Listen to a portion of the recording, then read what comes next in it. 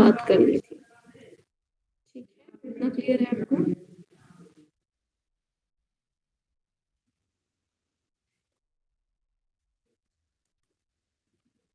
आपके पास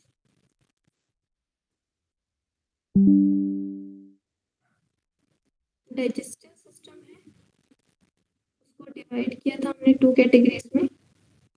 फर्स्ट है आपके पास एलिमेंट्री कैनाल, जिसके बारे में हम पढ़ रहे थे। साथ में हमने एक सलाइवरी ग्लैंड के बारे में पढ़ लिया था। दूसरा होता है आपके पास डाइजेस्टिव ग्लैंड्स।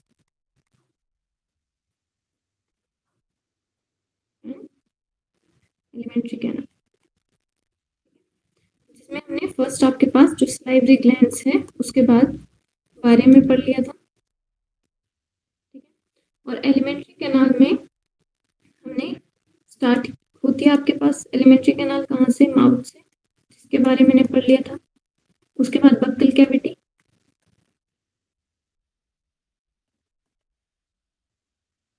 उसके बाद फेरिंक्स, नेक्स्ट ओइसोफेगस,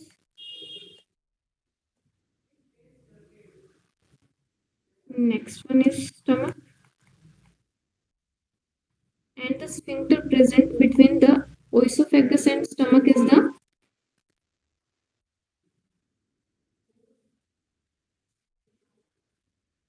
बताओगे? पढ़ लिया था ना हमने ये? बताओ। Gastro-oesophageal sphincter.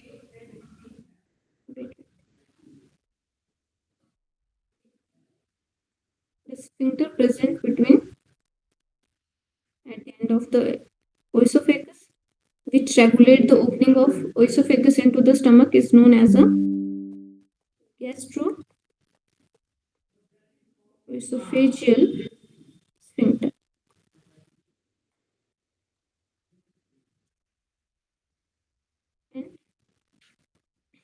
साथ में हमने पढ़ा था कि जो स्टमक है उसके 3 पार्ट्स होते हैं। ठीक है, ऊपर वाला है फंडस या फंडिक रीजन, उसके बाद आता है आपके पास कार्डियक, और उसके बाद पाइलोरिक। उसके बाद आपके पास स्मॉल इंटेस्टाइन के बाद जो नेक्स्ट पार्ट है वो है आपके पास स्टमक के बाद है स्मॉल इंटेस्टाइन।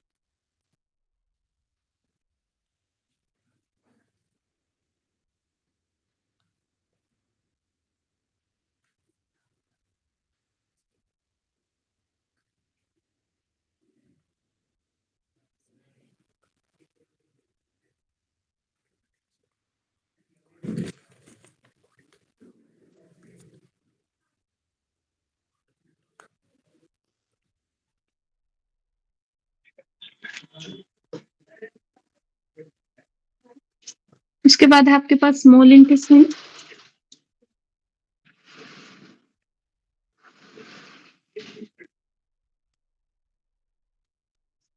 ठीक है, नेक्स्ट अब हम पढ़ेंगे आपके पास स्मॉल इंटेस्टाइन के बारे में। ठीक है, उससे पहले जो आपके पास डाइजेस्टिव सिस्टम है उसमें जो आपके पास सेकंड जो ग्लैंड आती है, ठीक है, वो है आपके पास लीवर। थोड़ा सा उसके बारे में पहले पढ़ लेंगे, उसके बाद आता है आपके पास स्मॉल इंटेस्टाइन। इतना क्लियर था सबको? Yes ma'am. ओके, ठीक है, तो अभी यहाँ पे हम फर्स्ट हम बात करते हैं आपके पास लीवर की, क्योंकि जो आपके पास लेफ्ट पोर्शन है डायफ्राम का, ठीक है, जो स्टमक के साइड में, ठीक है, जो आपके पास डायफ्राम होता है।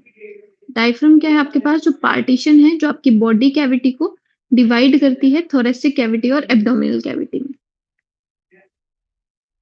ठीक है, तो जो आपके पास डायफ्राम है इसके पास यहाँ पे ऐसे आपके पास बाइलोब्ड ग्लैंड होती है जिसको हम बोलते हैं लीवर, और यहाँ पे आपके पास ऐसे आपके पास इसोफेगस जा रही है, यहाँ पे आपके पास स्टमक होता है। ठीक है, तो स्टमक के थोड़ा सा ऊपर प्रेजेंट होती है।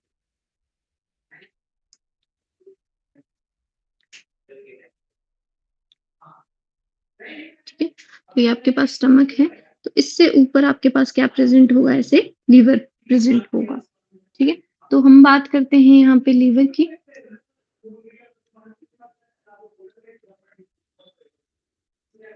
ठीक है, एंड जो आपके पास लीवर है, लीवर क्या है आपके पास? आपकी बॉडी की लार्जेस्ट ग्लैंड है। Liver is the largest gland. ठीक है,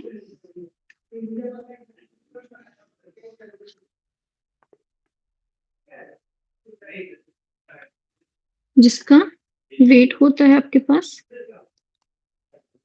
बॉडी वेट के अकॉर्डिंग बता रहे हैं इसको, 1.2 to 1.5 kg in adult human. ठीक है, किसमें बता रहे हैं हम? एडल्ट ह्यूमन की बात कर रहे हैं। ठीक है,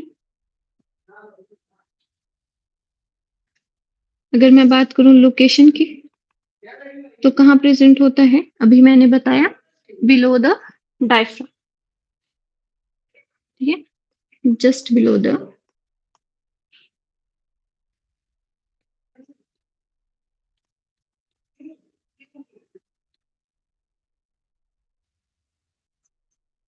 ठीक है, और जो आपके पास लीवर होता है उसमें ऐसे दो लोब होते हैं। ठीक है, थोड़ा सा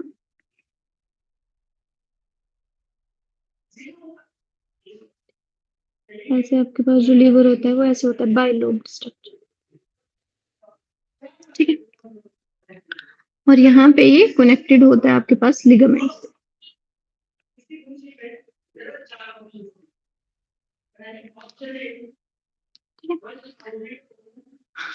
जो आपके पास लीवर है उसकी जो यूनिट्स होती हैं उनको हम बोलते हैं हिपैटिक लोब्स। ठीक है, तो उसमें क्या होते हैं आपके पास? ऐसे लोब्यूल प्रेजेंट होते हैं, छोटे छोटे हिपैटिक लोब्यूल्स। ठीक है, इनके अंदर आपके पास हिपैटोसाइट्स प्रेजेंट होते हैं, ऐसे कॉर्ड की फॉर्म में, ऐसे बिल्कुल अटैच्ड फॉर्म में होते हैं ऐसे। ठीक है, तो इन लोबुलेटेड स्ट्रक्चर को हम क्या बोलते हैं? लोब्यूल्स बोलते हैं। और ये लोब्यूल्स कहाँ पे प्रेजेंट हैं? लीवर। तो लीवर के लिए हम यूज करते हैं hepato word. So these are the hepatic lobules. ठीक है, और हिपैटिक लोब्यूल्स के अंदर क्या होते हैं? ऐसे सेल्स प्रेजेंट होती हैं, पिंक कलर में बनाई। ठीक है, इन सेल्स को हम बोलते हैं हिपैटोसाइट्स। हिपैटोसाइट्स। ठीक है, अगर मैं बात करूं लीवर की कवरिंग की, क्वेश्चन आता है इसके ऊपर।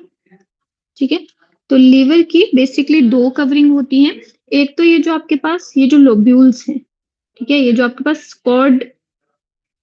कॉर्डली अरेंज जो हिपैटिक लोब्यूल्स होते हैं, इनके बाहर ऐसे कवरिंग होती है, जैसे शाइनिंग कवरिंग होती है। ठीक है, इस कवरिंग को हम बोलते हैं ग्लीसन्स कैप्सूल। ग्लीसन्स कैप्सूल। ठीक है, कई बार डायरेक्टली इसको क्या बोला जाता है? द कवरिंग ऑफ, बिकॉज जो आपके पास हिपैटिक लोब्यूल्स हैं, these are the functional unit of the liver. ठीक है, तो आपके लीवर की जो फंक्शनल यूनिट है वो क्या है आपके पास? Hepatic lobules. और ये जो हिपैटिक लोब्यूल्स हैं इनके अंदर हिपैटोसाइट्स होते हैं, और इनके बाहर की कवरिंग को बोलते हैं हम ग्लीसन्स कैप्सूल। इसीलिए आपने सुना भी होगा the covering of liver is known as a Glisson's capsule. ठीक है, और जो बाहर की कवरिंग होती है, इसके ऊपर की जो कवरिंग होती है, ठीक है, इसको हम बोलते हैं विसेरल पेरिटोनियम। ये जो इसके ऊपर वाली कवरिंग होगी इसको हम बोलेंगे विसेरल पेरिटोनियम। ठीक है, बट अगर आपके पास डायरेक्ट आता है what is the covering of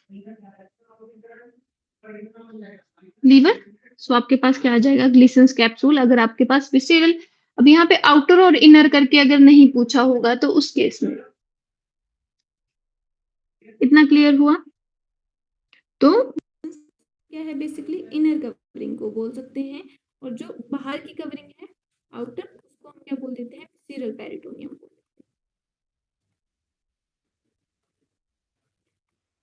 direct अगर आपसे क्वेश्चन आता है what is the covering of the liver, तो आप किसको मेंशन करोगे? ग्लीसन्स कैप्सूल को, बिकॉज जो आपके पास हिपैटिक लोब्यूल्स हैं वो लीवर की फंक्शनल यूनिट है। ठीक है, तो जो फंक्शनल यूनिट की कवरिंग है उसी को हम मेंशन करते हैं। इतना क्लियर हुआ? Yes, ma'am. ठीक है, अब आपको सिंपल सा पता है कि जो आपके पास लीवर है, लीवर का क्या फंक्शन है, लीवर क्या सिक्रीट करता है आपके पास, लीवर सिक्रीट्स द बाइल। ठीक है, तो लीवर सिक्रीट क्या करेगा, बाइल सिक्रीट करेगा। तो यहाँ पे क्या बन रहा है, बाइल बन रहा है। क्या सिक्रीट करेगा, यहाँ पे जो बाइल है वो इंडक्ट्स के थ्रू आ रहा है। ठीक है, इसलिए इनको क्या बोल देंगे, इनको हम बोल देंगे हिपैटिक डक्ट्स। ठीक है, तो बाइल को कौन कंटेन कर रहा है आपके पास, हिपैटिक डक्ट्स। ठीक है, अब यहाँ पे आपके पास एक छोटा सा स्ट्रक्चर प्रेजेंट होता है, पीयर शेप स्ट्रक्चर। ठीक है, जिसको हम क्या बोलते हैं, इसको हम बोलते हैं gall bladder.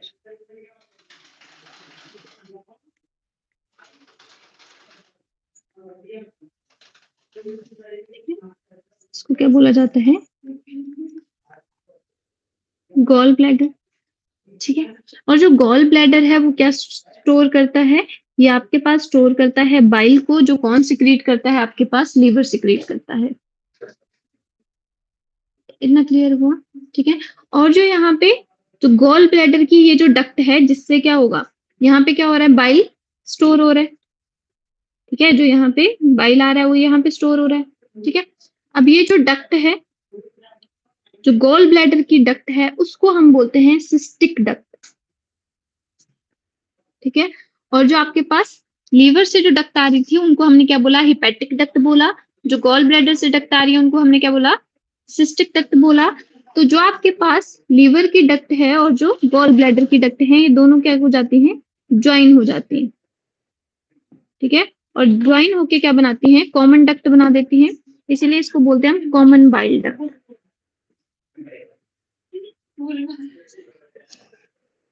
It's called the common bile duct, CBD. इतना क्लियर हुआ।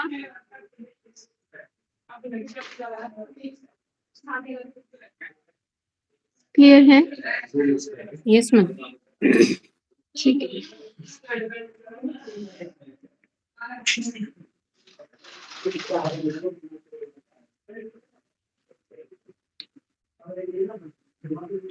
अब देखो, जो आपके पास कॉमन बाइल डक्ट है, अब यहाँ से आएगी। ठीक है, और ये कहाँ पे ज्वाइन होगी, एक मिनट में आपको वेट।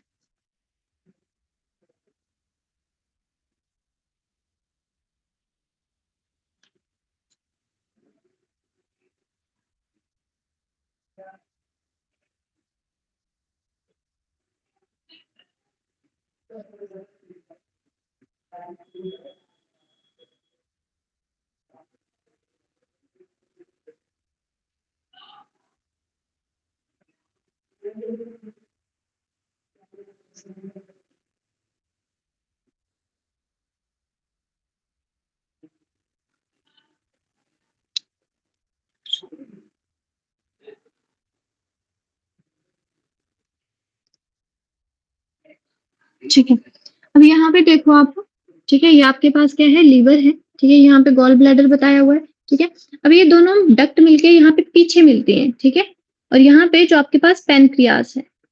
ठीक है, पैनक्रियास किसके बीच में होता है, स्टमक और स्मॉल इंटेस्टाइन के बीच में होता है। ठीक है, अराउंड यहाँ पे है। तो इन दोनों के ओपनिंग मिलके यहाँ पे ड्यूडेनम में, जो आपके पास स्मॉल इंटेस्टाइन का फर्स्ट पार्ट है, वहां पे ओपन होती है।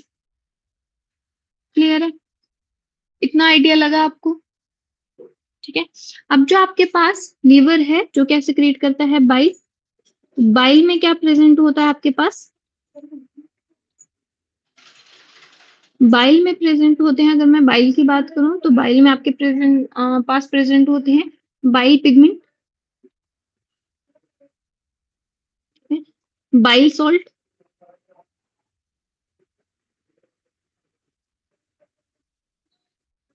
कोलेस्ट्रॉल। ये आपके पास वेस्ट प्रोडक्ट है। ठीक है, एक्सक्रीटरी प्रोडक्ट है, जो क्या करना है, बाइल ये बाहर को निकालने हैं। ठीक है, तो अब बेसिकली जो आपके पास बाइल है उसमें क्या होता है, कोई भी एंजाइम नहीं होता है। ठीक है। तो बाइल पिगमेंट्स में आपको पता है कौन-कौन से पिगमेंट होते हैं? हमने ये पहले भी पढ़ रखा है, बताओ?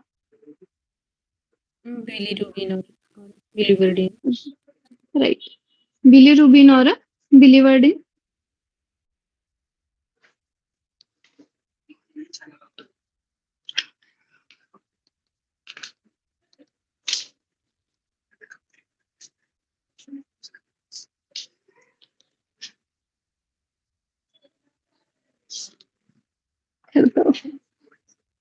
ठीक है, और देखो ये जो आपके पास बिलीरुबिन और बिलीवर्डिन है, ये जो पिगमेंट्स हैं वो बेसिकली कैसे बनते हैं आपके पास? जो आपके पास हीमोग्लोबिन है,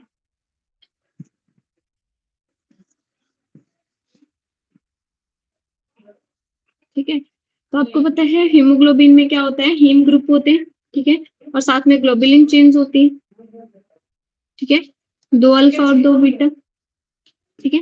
यहाँ पे क्या होता है? फेरस आयन होता है सेंटर में। अब देखो जो आपके पास ग्लोबुलिन चेन्स हैं वो क्या करेंगे? अमाइनो एसिड की फॉर्म में क्या हो जाएंगी? एब्जॉर्ब हो जाएंगी या तो फर्दर आपके पास प्रोटीन बनने में काम करेंगी, ठीक है।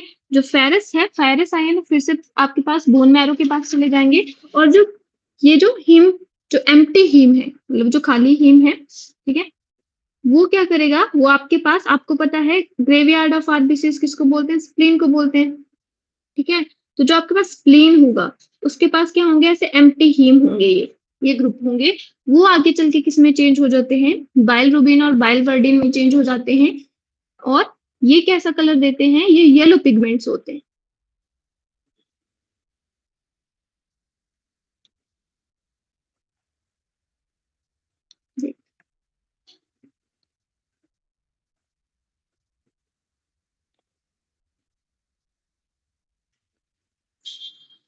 कितना क्लियर है?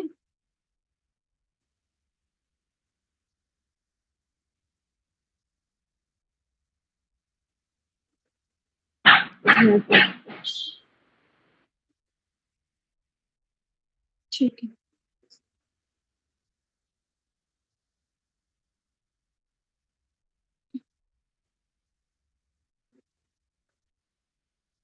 देखो बेसिकली जो आपके पास बाइल सॉल्ट्स हैं वो किस में हेल्प करेंगे? वो करेंगे आपके पास इमल्सिफिकेशन में, इमल्सिफिकेशन ऑफ फैट में हेल्प करेंगे, ये आपको पता है। और ये जो आपके पास बाइल पिगमेंट है और कोलेस्ट्रॉल है, ठीक है, जो आपके पास लेसिथिन वगैरह है, वो क्या है? आपके पास एक्सक्रीटरी प्रोडक्ट्स हैं, जिनको क्या करेगा? जो आपके पास बॉडी है उनको एक्सक्रीट आउट कर देगी, ठीक है। इसीलिए जब मान लो किसी पर्सन को क्या होता है, मान लो यहाँ पे क्या हो जाता है? गॉल ब्लैडर हो जाते हैं इनकेस, ठीक है। गॉल ब्लैडर लेसिथिन की डेफिशिएंसी से हो जाते हैं, मतलब जो कोलेस्ट्रॉल के लोब्यूल्स हैं वो क्या होने लग जाते हैं? जब डिपॉजिट होने लग जाते हैं, ठीक है। जो कोलेस्ट्रॉल है वो क्या होने लग जाता है? आपके जो गॉल ब्लैडर है उसमें डिपॉजिट होने लग जाता है, ठीक है। तो वो क्या बना देता है? यहाँ पे इनसॉल्युबल क्रिस्टल्स बना देते हैं, ठीक है। जिसकी वजह से क्या होगा? यहाँ से बाइल सिक्रेट नहीं हो पाएगा, ठीक है, क्योंकि गॉल ब्लैडर क्या स्टोर कर रहा है? स्टोर कर रहा है ये बाइल को। अब अगर आपके पास बाइल क्या होगा? रिलीज नहीं होगा, तो इमल्सिफिकेशन ऑफ फैट नहीं होगी। मतलब कि अगर आपके पास किसी पर्सन का लीवर खराब है तो वो फैट से रिलेटेड, जो फैट के आपके पास फैटी जो फूड है उसको वो डाइजेस्ट नहीं कर पाएगा। साथ में अगर उसमें जो बाइल है वो एक्सक्रीट तो हो रहा है, फॉर एग्जाम्पल जो आपके पास सिस्टिक डक्ट है, अगर इसमें मान लो यहाँ पे क्या हो गया? गॉल ब्लैडर हो गए, तो यहाँ पे क्या हुआ? गॉल ब्लैडर में स्टोन्स हो गए। तो अगर स्टोन्स हो गए तो क्या होगा? ये जो आपके पास बाइल है वो सिस्टिक डक्ट से बाहर नहीं निकल पाएगा। इसकी वजह से ये जो पिगमेंटेशन है वो कहाँ पे अपीयर होने लग जाएगी? आपकी स्किन में, आपके नेल्स पे, आपकी आईज में येलो कलर अपीयर होने लग जाएगा, ठीक है। जैसे हम किस केस में देखते हैं? जैसे आपने जॉन्डिस के केस में देखा होगा, ठीक है। तो उनकी स्किन कैसे होने लग जाती है? येलो येलो होने लग जाती है। क्लियर है? Yes ma'am.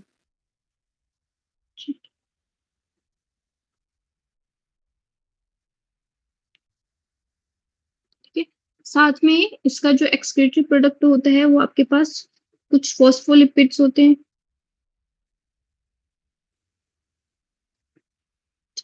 तो ये बेसिकली आपके पास एक्सक्रीटरी प्रोडक्ट है। उसके बाद अब देखो जो आपके पास लीवर है, देखो यहाँ पे लीवर है, कैसा है, लोब्ड स्ट्रक्चर है जिसमें मेनली 2 लोब होते हैं, एंटीरियर लोब और पोस्टीरियर लोब होते हैं, ठीक है। जिनमें से क्या होता है, बाइल बाइल फॉर्मेशन होती है। बाइल किसके थ्रू जाएगा, हेपेटिक डक्ट के थ्रू जाएगा। यहाँ पे कहाँ पे स्टोर होगा, गॉल ब्लैडर में स्टोर होगा, और गॉल ब्लैडर से किसके थ्रू निकलेगा, सिस्टिक डक्ट के थ्रू निकलेगा, ठीक है। अब जो हेपेटिक डक्ट है और जो सिस्टिक डक्ट है वो कॉमन दोनों एक ही डक्ट बना देती हैं, जिसको हम क्या बोलते हैं, कॉमन बाइल डक्ट बोलते हैं। अब ये जो कॉमन बाइल डक्ट है वो कहाँ पे ओपन होगी आपके पास, मान लो ये आपके पास कॉमन बाइल डक्ट है, ठीक है। ये आपके पास यहाँ पे ओपन होगी पेनक्रियास में, ठीक है। तो यहाँ पे मान लो आपके पास क्या है, पेनक्रियास है, ठीक है। और पेनक्रियास आपके पास कौन सी ग्लैंड है, पेनक्रियास आपके पास हेटेरोक्राइन ग्लैंड है, ठीक है।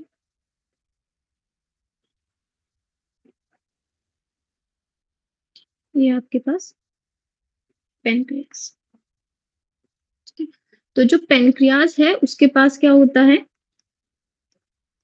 दोनों एक्टिविटीज होती हैं, exocrine as well as endocrine activity.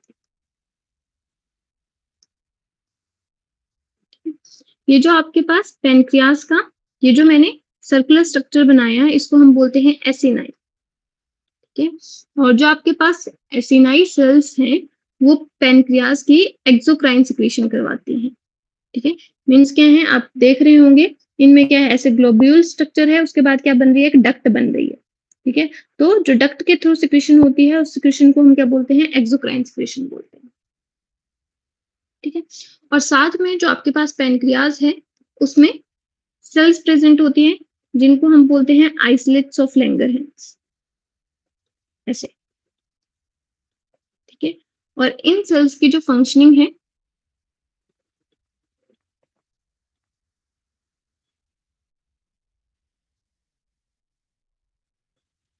ठीक है, और इन सेल्स की जो फंक्शनिंग होती है वो कैसी होती है, एंडोक्राइन फंक्शनिंग होती है।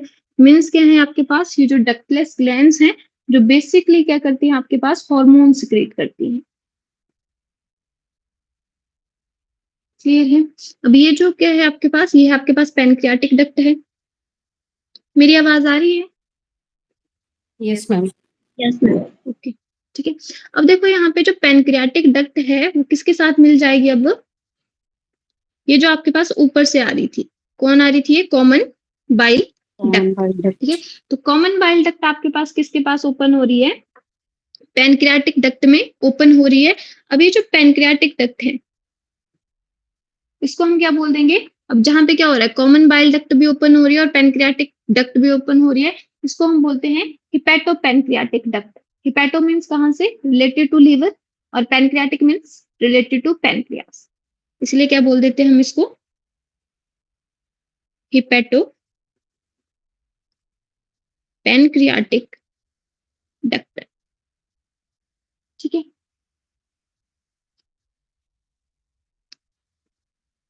और जो आपके पास हिपैटो पेनक्रियाटिक डक्ट है, ठीक है, इसको हम और भी बोलते हैं, इसका दूसरा नाम है डक्ट ऑफ विल्सन, इसी का नाम है, या जो आपके पास हिपैटो पेनक्रियाटिक डक्ट है, ठीक है। अब ये जो हिपैटो पेनक्रियाटिक डक्ट है वो कहाँ पे ओपन होगी, इसके ऊपर क्या था आपके पास, स्टमक था, यहाँ पे स्टमक था, ठीक है। तो मतलब पीछे से आ रही है ये, ऐसे मत सोचना स्टमक के बीच में से आ रही है, ठीक है। तो बेसिकली आपके पास ये क्या है, आपके पास स्टमक है, ठीक है। तो स्टमक के बाद क्या है आपके पास, यहाँ पे पाइलोरिक स्फिंक्टर था, पाइलोरिक स्फिंक्टर के बाद ये चेक क्या चल पड़ेगी आपके पास, स्मॉल इंटेस्टाइन चल पड़ेगी।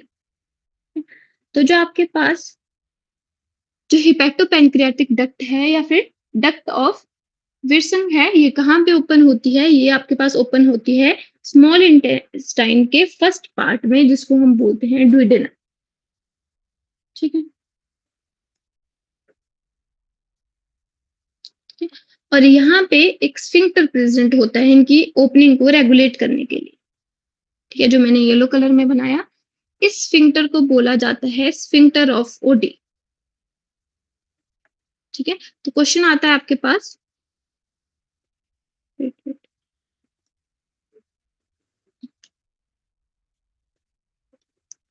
कि आपके पास जो स्फिंक्टर ऑफ ओडी है वो कहाँ प्रेजेंट होता है, तो किसके पास प्रेजेंट होता है, वो प्रेजेंट होता है आपके पास हिपैटोपैनक्रियाटिक डक्ट के पास, या फिर जिसको हम क्या बोलते हैं, डक्ट ऑफ विल्सन बोलते हैं।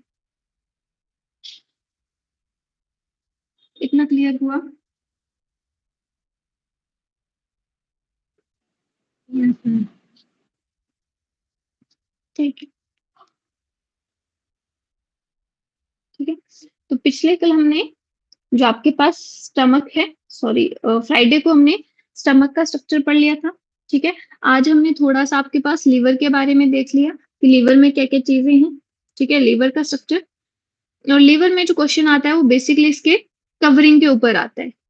ठीक है, सो इसके ऊपर ज्यादा क्वेश्चन आता है। ठीक है, और उसकी फंक्शनल यूनिट क्या होती है उसके ऊपर क्वेश्चन आता है। साथ में जो आपके पास कई बार क्वेश्चन आता है कि जो गॉल ब्लैडर की डक्ट है उसको क्या बोलते हैं, हिपैटिक डक्ट बोलते हैं, क्या बोलते हैं। ठीक है, उसको हम बोलते हैं सिस्टिक डक्ट। सिस्टिक डक्ट मिलके क्या बनाती है आपके पास, कॉमन बाइल डक्ट बनाती हैं दोनों मिलके। और ये जो कॉमन बाइल डक्ट है वो कहाँ पे ओपन होती है, पैनक्रियाज में डक्ट ओपन होती है। अब पैनक्रियाज में क्या हो रहा है, पैनक्रियाज की डक्ट भी ओपन हो रही है और ये कॉमन बाइल डक्ट भी ओपन हो रही है, इसलिए हम क्या बोल देते हैं इसको, कॉमन नेम दे देते हैं हिपैटो पैनक्रियाटिक डक्ट, जिसको हम क्या बोलते हैं, डक्ट ऑफ विल्सन भी बोलते हैं। अब यहाँ पे क्या होता है, एक ऐसे स्फिंक्टर प्रेजेंट होता है, इस स्फिंक्टर को हम क्या बोल देते हैं, स्फिंक्टर ऑफ ओडी। क्लियर है? और ये ओपनिंग कहाँ पे होती है, स्मॉल इंटेस्टाइन के फर्स्ट पोर्शन में होती है। ठीक है, तो अगर मैं बात करूं आपके पास एलिमेंट्री कैनाल की स्मॉल इंटेस्टाइन की, ठीक है, तो जो आपके पास स्मॉल इंटेस्टाइन है, ठीक है, उसमें 3 पार्ट्स होते हैं।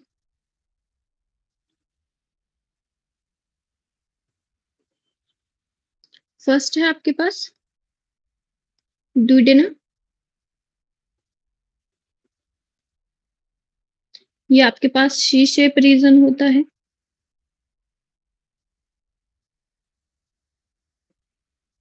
ठीक है, उसके बाद आता है आपके पास ज्यूजेनम, और उसके बाद आता है आपके पास इलियम। ठीक है, तो यहाँ पे ये जो आपके पास स्ट्रक्चर है, ठीक है, ये जो ये वाला जो पार्ट है, ये वाला सी शेप पार्ट, ठीक है, ये स्मॉल इंटेस्टाइन का, यहाँ पे क्या है, पाइलोरिक स्फिंक्टर है। ठीक है, तो यहाँ पे ये जो शी शेप पार्ट है, ये आपके पास क्या है, फर्स्ट पार्ट है स्मॉल इंटेस्टाइन का।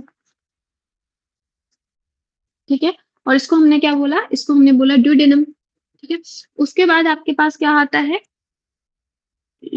मिडिल में ये जो लॉन्ग कॉइल रीजन है, इसको हमने क्या बोला, जूजेनम बोला। और जो हाईली कॉइल्ड है, लास्ट में से क्या होता है, ये हाईली कॉइल्ड रीजन होता है। इस हाईली कॉइल्ड रीजन को हम क्या बोल देते हैं, इसको हम बोल देते हैं इलियम।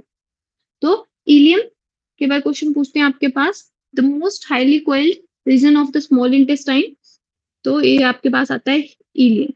सबसे ज्यादा आपके पास कॉइल्ड रीजन कहाँ पे होता है, इलियम का जो रीजन होता है वो सबसे ज्यादा कॉइल्ड होता है। ठीक है, अब अगर मैं आपके पास स्मॉल इंटेस्टाइन के स्ट्रक्चर की बात करती हूँ, ठीक है, तो बेसिकली हमको पता था, हमने पढ़ा है आपके पास, हिस्टोलॉजी पढ़ी थी हमने। ठीक है, तो हिस्टोलॉजी में सबसे बाहर वाली लेयर को क्या बोलते हैं हम, Sirosa. सिरोसा। उसके बाद मस्कुलरिस, मान लो ये मस्कुलरिस है, बाहर वाली सिरोजा है, ये मस्कुलरिस है। उसके बाद सब म्यूकोजा, ठीक है, ये मान लो ये आपके पास सब म्यूकोजा है। ठीक है, और सब म्यूकोजा के बाद क्या होती है आपके पास, म्यूकोजा होती है। क्लियर है नहीं? ठीक है, अब ये आपके पास मान लो ये म्यूकोजा है। ठीक है, तो आपके पास हमने क्या पढ़ा था, जो म्यूकोजा है वो क्या होती है, स्मॉल इंटेस्टाइन में से फोल्डेड होती है। ठीक है, तो ये आपके पास म्यूकोजा ही है, जैसे फिंगर लाइक प्रोजेक्शंस बना देती है।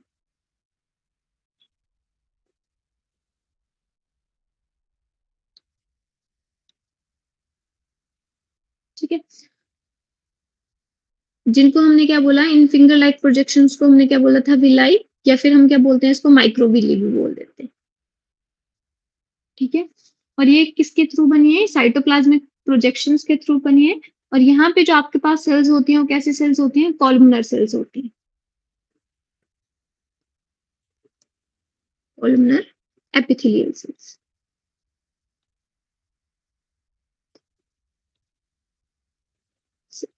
ठीक है, और कैसे होती हैं, ऐसे होती हैं, जो इनके ऊपर जो ऐसे सेल्स प्रेजेंट होते हैं उनमें ऐसे साइटोप्लाज्म की ऐसे प्रोजेक्शंस होती है। ठीक है, इसीलिए इनको ब्रश बॉर्डर कॉलमनर एपिथेलियम भी बोल देते हैं।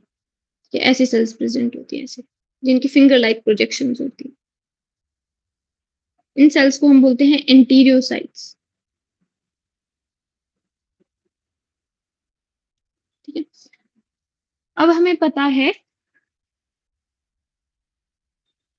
ये हमें पता है, ये बाहर वाली लेयर है। ठीक है, फिर ये उससे अंदर वाली है, और ये आपके पास क्या है, सब म्यूकोजा है। तो मैं सिर्फ इसी को लिख रही हूँ।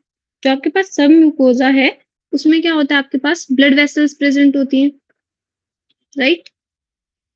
तो जो आपके पास ब्लड सप्लाई होती है वो म्यूकोजा में नहीं होती है, कहाँ पे होती है, सब म्यूकोजा में होती है। ठीक है, साथ में आप नोटिस कर रहे होंगे कि जो आपके पास माइक्रोविलाई है वो नीचे को भी जा रही है। ठीक है, यहाँ पे जाके ये वाला स्ट्रक्चर बना रही है। ठीक है, तो इस हम स्ट्रक्चर को बोलते हैं,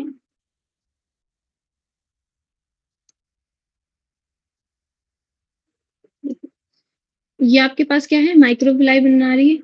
ये आपके पास ये वाला जो नीचे वाला स्ट्रक्चर है, ठीक है, इसको हम बोलते हैं क्रिप्स ऑफ लिबरकन। ठीक है, ये वाला जो स्ट्रक्चर है, ऊपर वाला स्ट्रक्चर क्या बना रहा है, आपके पास माइक्रोविलाई बना रहा है, और माइक्रोविलाई ही आपके पास म्यूकोजा के अंदर, ये वाली जो लेयर है, ये ऊपर वाली पूरी लेयर, इसको हमने बोला म्यूकोजा। सॉरी, ठीक है, तो जो आपके पास म्यूकोजा लेयर है उसमें क्या बन रहा है, क्रिप्स ऑफ लिबरकन है। ठीक है, मतलब डिप्रेशन है, और ये किस में हेल्प करते हैं, ये सिक्रीशन ऑफ म्यूकस में हेल्प करते हैं। ठीक है, और इनके पास क्या होती है, ऐसे गॉबलेट सेल्स होती हैं ऐसे, जो म्यूकस को सिक्रीट करती हैं। ठीक है, और जो आपके पास गॉबलेट सेल्स होती हैं वो कैसे होती हैं, मॉडिफाइड कॉलमनर एपिथेलियल सेल्स ही होती हैं। ठीक है, बट कैसे होती हैं, मॉडिफाइड होती है। ये कैसी सेल्स हैं आपके पास, गॉबलेट सेल्स है।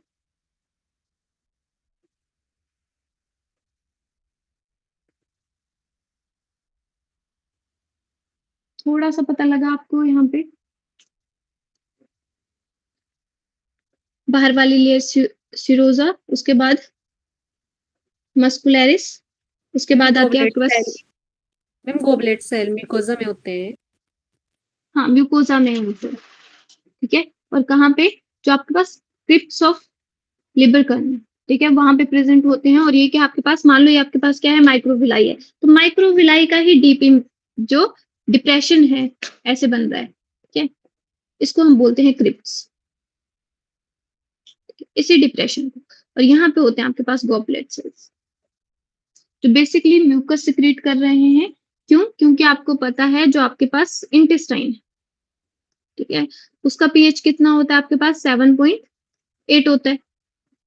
ठीक है, और जो आपके पास स्टमक से जो काइम आ रहा है, ठीक है, तो उसमें जो पीएच होगी वो कितनी होगी, हाई पीएच होगी। ठीक है, तो हाई पीएच को मेंटेन करने के लिए, उसको लोअर करने के लिए आपके पास क्या होता है, यहाँ पे सेल्स होती हैं जो बेसिकली क्या करती हैं, म्यूकस सिक्रीट करती हैं।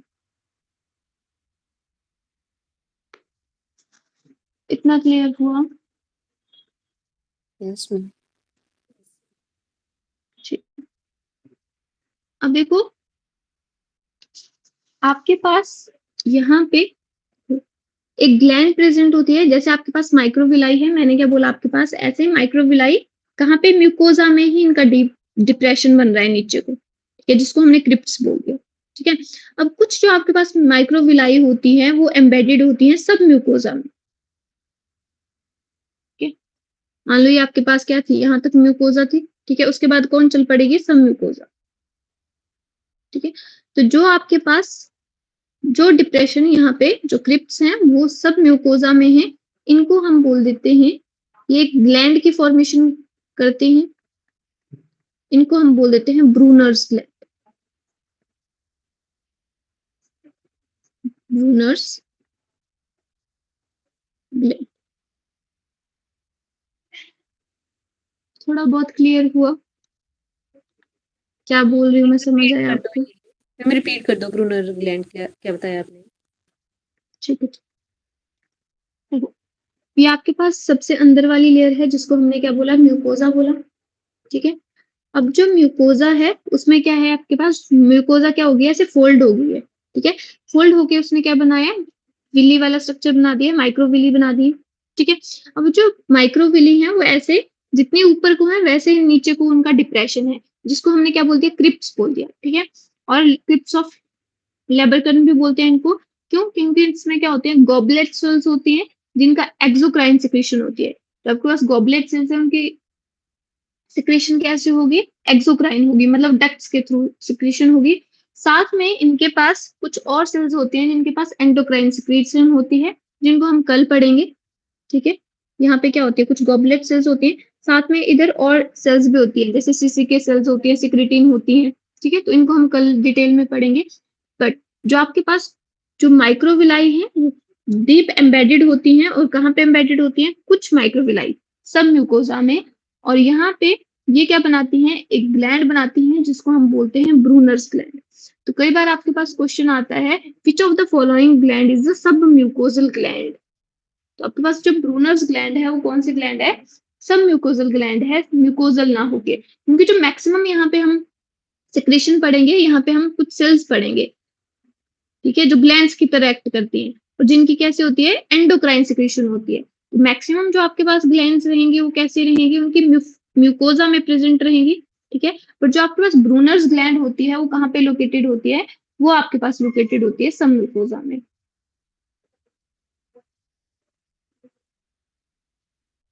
क्लियर हुआ? Yes ma'am, yes ma'am. Jejunum आपके पास पेज का पोर्शन है, और मीडियम कॉइल्ड होता है। ठीक है, सबसे ज्यादा कॉइल्ड क्या होता है आपके पास, इलियम होता है।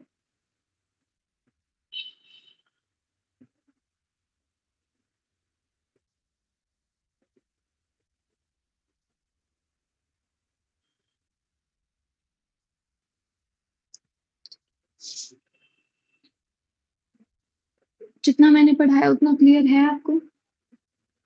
Yes ma'am. ठीक है, आज के लिए इतना ही, कल हम इससे आगे पढ़ेंगे आपके पास। मैम मैंने फ्राइडे वाले लेक्चर से पूछना था, मैंने वीडियो भी देखी थी लेकिन उसमें भी वो आज कट ही गई थी। वो 8+2 4 किया था ना, पास जो लाइफ में वन ही टाइम सेल अपेयर होते हैं, वो 4 कैसे आया था? रिपीट करोगे आप? जो मैम आपने टीथ पढ़ाए थे ना, जैसे मैन का, बेबी का, उसके बाद वो नहीं पढ़ा था कि लाइफ में वन टाइम ही टीथ अपेयर होते हैं होल लाइफ में, 8+4 = 12। हाँ हाँ हाँ हाँ। वो नहीं समझ आया था तो क्योंकि वो आज कट रही थी ना उसमें, और वीडियो में भी अच्छा, नहीं थी। तो मैंने आपको बताया था जो आपके पास ह्यूमंस में जो डेंटिशन होती है वो कैसे होती है, हिट्रोडोंट होती है। मतलब उसमें क्या होता है, पहले इंसाइजर होंगे, फिर कैनाइन होंगे, फिर प्रीमोलर होंगे, और फिर आपके पास मोलर होते हैं। ठीक है, तो आपके पास जो डेंटल फॉर्मूला रहता है क्या रहता है, 2 1 2 टू 3। वन टू, हाँ ठीक है, 2 1 2 3। ठीक है, यहाँ पे भी क्या है आपके पास, सॉरी, 2 1 2 3। ठीक है, और जो आपके पास अगर मैं बात करूं, ये आपके पास किसका फॉर्मूला है, जो आपके पास परमानेंट टीथ है। ठीक है, हमने जो आपके पास टीथ पढ़े थे वो 2 टाइप के पढ़े थे, एक हमने परमानेंट पढ़े थे और एक हमने पढ़े थे डेसिडुअस। ठीक है, डेसिडुअस जिनको हम मिल्क टीथ बोल देते हैं। ठीक है, अब उनका फॉर्मूला क्या होता है आपके पास, जो इंसाइजर होते हैं वो तो 2 ही होते हैं। ठीक है, पर जो कैनाइन होते हैं वो अब्सेंट होते हैं। ठीक है, उसके बाद उनके पास प्रीमोलर भी कितने होते हैं, 2 होते हैं, बट उनके पास मोलर कितने होते हैं, 2 होते हैं।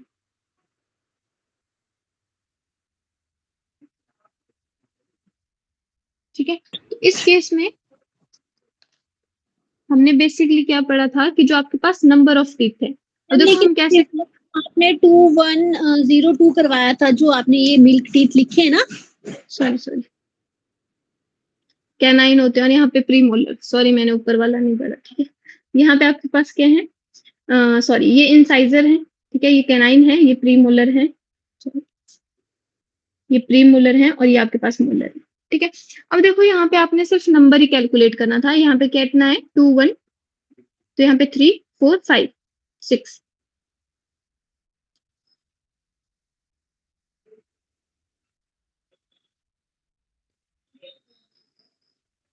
ठीक है। अब आपने क्या किया, पहले जो अपर जॉ है, ठीक है, मान लो आपके पास ये अपर जॉ है और ये लोअर जॉ है, ठीक है। तो जो आपके पास अपर और लोअर जॉ का जो मिडल पोर्शन है, उसमें से हम कैलकुलेट करते हैं जो अरेंजमेंट है अपर जॉ में टीथ की और जो लोअर जॉ में टीथ की अरेंजमेंट है, उसको कैलकुलेट करते हैं, ठीक है। तो जो आपके पास अपर जॉ है, अब यहाँ पे देखो आपके पास यहाँ पे 3 4 5 6 7 8, 8 अपर जॉ में है, 8 लोअर जॉ में है। सेम यहाँ पे इस साइड भी क्या होंगे, सेम टीथ होंगे, सेम डेंटिशन होगी। तो 8 यहाँ पे हो गए, 8 यहाँ पे हो गए, इसको हमने 2 से मल्टीप्लाई करना था, तो कितना होता है आपके पास 8 8 16, 16 टू जा 32, ठीक है। सेम इस केस में भी क्या होगा आपके पास, अब देखो मैंने ये पूछा था, अगर आपसे ये क्वेश्चन पूछ लिया जाए which type of dentition occurs, या फिर नंबर ऑफ, अगर टाइप पूछा जाए which type of dentition occurs once in a whole life span, ठीक है। तो अगर आपसे टाइप पूछा जाए तो क्या आ जाएगा उसमें, प्रीमोलर आएगा, ठीक है। बट अगर आपसे नंबर पूछ लिया जाए इन केस कि कितने नंबर ऑफ टीथ होते हैं जो आपके पास मोनोफाइडोंट होते हैं, मोनोफाइडोंट मतलब जो लाइफ में एक ही बार आएंगे, तो उस केस में क्या होगा आपके पास, आप किसको कैलकुलेट करोगे, देखो यहाँ पे जो आपके पास प्रीमोलर हैं जो एब्सेंट हैं, तो यहाँ पे 2 2 4 4 टू जा सिंपल, यहाँ पे कितने होने चाहिए थे, 2 होते हैं ना अडल्ट में, यहाँ पे भी 2 होते हैं अडल्ट में, बट जब आप छोटे होते हो मिल्क टीथ आपके पास आते नहीं है प्रीमोलर, तो 0 0 हो गए, ठीक है। तो उसके इसमें क्या हो गया, यहाँ पे मान लो अगर 2 है, 2 यहाँ पे 2 यहाँ पे, तो 4 हो गए, 4 4 को आपने क्या करना है 2 से मल्टीप्लाई करना है, तो 4 2 जा कितने हो जाएंगे 8, ठीक है। अब देखो यहाँ पे जो मोलर है वो 3 है और यहाँ पे जो मोलर है वो 2 है, ठीक है। और यहाँ पे भी मोलर 3 है, यहाँ पे 2 है, तो मतलब 1 1 और कितने हो गए 2, और 2 2 जा 4, ठीक है। तो टोटल नंबर कितने हो जाएंगे 12।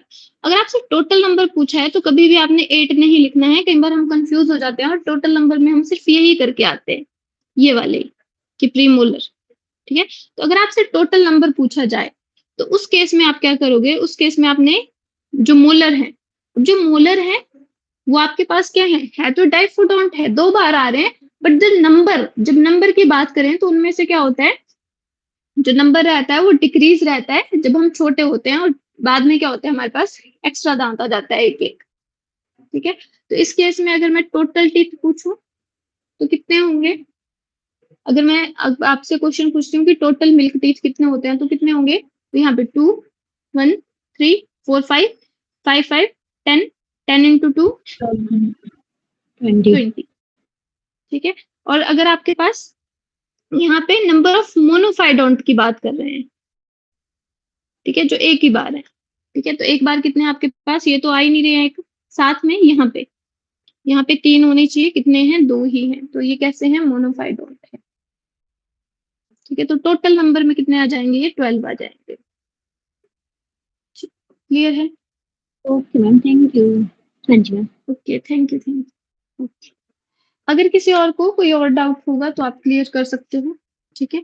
एंड आई होप जो मैंने पढ़ाया आपको समझ आ गया होगा, ठीक है। इसको हम थोड़ा सा डिटेल में पढ़ेंगे, ठीक है, क्योंकि जो आपको क्वेश्चन आएगा वो बेसिकली यही आएंगे, अगर थोड़ा सा डिटेल में ही आएगा अगर आएगा, ठीक है। कई बार आपसे पूछ लेते हैं जो आपके पास एंडोक्राइन सिक्रीशन होती है म्यूकोजल ग्लैंड की, ठीक है, जिसमें हम सिक्रेटिंग सीसी के सेल्स पढ़ते हैं, वो कहाँ पे प्रेजेंट होती हैं, ब्रूनर ग्लैंड्स की लोकेशन कहाँ पे है, ये क्वेश्चन पूछे जाएंगे आपसे, ठीक है। क्योंकि अभी जो आपके पास जैसे हम टेट वगैरह देते हैं तो उसमें बेसिकली ये यही क्वेश्चन पूछे जाते हैं कि लीवर की जो कवरिंग है, ठीक है, या फिर पैनक्रियास कौन सा जूस सिक्रीट करता है, ठीक है। बट इस केस में आपके पास ये पूछा जा सकता है, ठीक है।